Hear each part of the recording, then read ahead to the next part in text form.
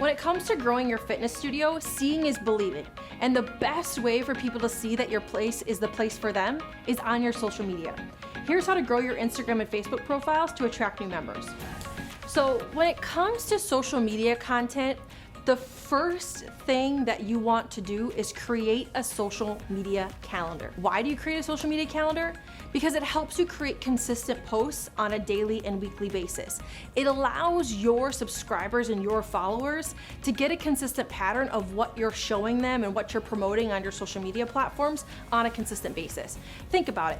Think about somebody you follow on Instagram or on Facebook. Let's say they post one day and then it takes a week and they don't see anything from them, and then they post again, and then maybe it's 2 weeks before they post again. It's just super inconsistent, and you don't really want to follow them anymore because you're not getting consistent content from them. The same things happen with prospects and people watching your social media platforms. If you're not posting consistently, they're not going to engage in your content, and they're going to move on to the next studio who is.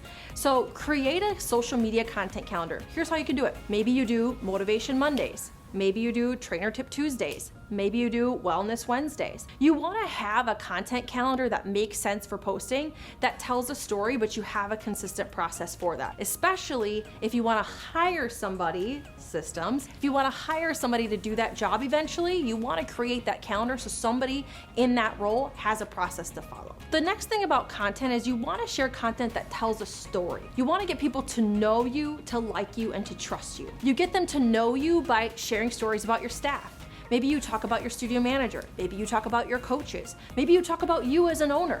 But you want people to get to know who they're coming into and who they're going to be seeing. You want to share the faces that they're going to see when they walk in the studio and the voices that they're going to hear on that mic when they're taking a class. You want to get them to like you. And then you want to get them to trust you by sharing member results. That is the best way to get people to trust you, is that you share before and after stories. You share member stories. You share testimonials. You get people to trust that you are the prescription, you are the medicine for their problem, for their sickness, and you are going to be the one to help them. So you want to really get people to know, like, and trust you. You want to create captivating captions. In your captions, you want to really make sure that that first headline or that first tagline pulls somebody in. It needs to be catchy. It needs to be a phrase, a word, something that really describes or resonates with the video or the image that you're sharing. You also want to make sure that you tag your members and you tag your location, especially on Instagram. If your members are on Instagram and you share a picture or a video of them in that video, tag them in it, because that shows up on their profile and they may share that on your story or their story, which then you can reshare in your story as additional content for your Instagram stories. So tag your members and tag your location in your posts, and make sure on either Facebook and Instagram you engage in comments. If people are commenting on your post, engage in it, like it, comment back, thank them for commenting, thank them for engaging.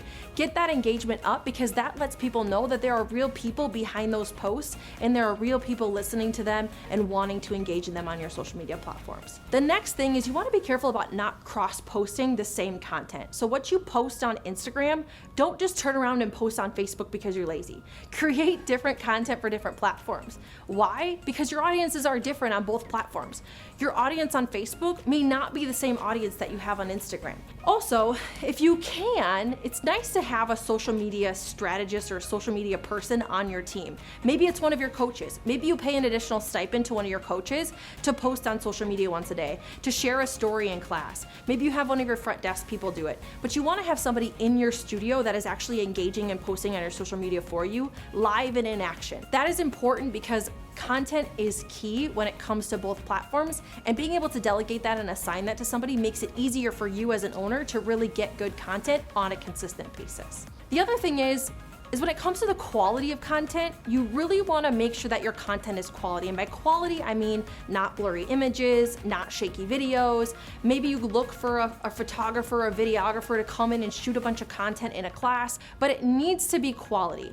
And when I say quality, it doesn't need to be overly produced. You can do it on an iPhone. If you have an iPhone 10 or 11, the cameras are fantastic on those phones. You can use that, that's fine.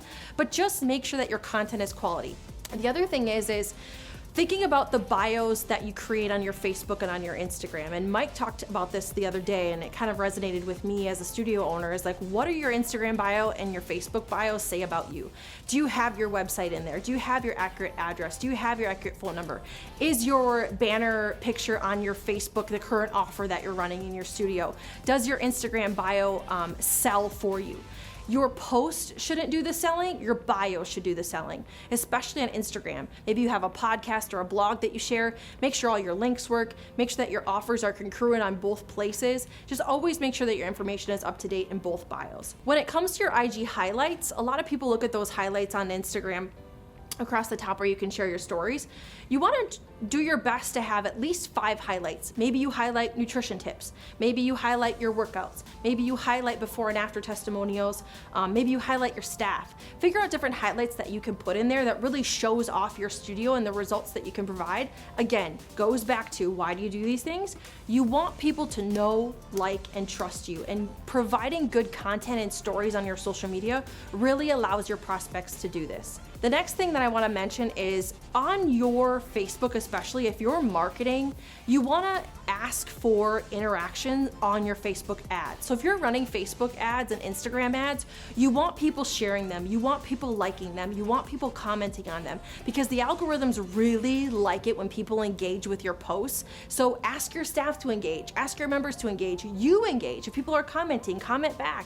People are sharing, comment on their sharings. Make sure you're super interactive on these platforms, because again, the algorithms really like interaction, and it really looks good for your ads if people are really highly interactive on it. It gets people interested. And the last thing, one really awesome way to get traction on Facebook is Facebook check-in challenges in your studio. If you haven't done a check-in challenge at your studio, I highly recommend doing this. It gets you so much presence on social media, and it's also a really great way to generate referrals. The way you do this is you say, hey guys, for this month, for every check-in that we get, we're gonna donate 50 cents to a charity of your guys' choice. So every check-in you guys do on Facebook, we're gonna go ahead and donate X amount of dollars back to a charity here locally. So every time a member comes in, they check in on Facebook, they actually put a post, maybe they do a hashtag, maybe they tag you, and then they show you at the front desk and you do a donation. In turn, you're actually getting presence in front of their audiences and more presence on your social media, and you have the opportunity to give back. So to really amplify your social media presence, you can download the 2 free social media cheat sheets in the description below. Guys, if you found this video helpful, please make sure you give it a like and subscribe for more videos just like this one.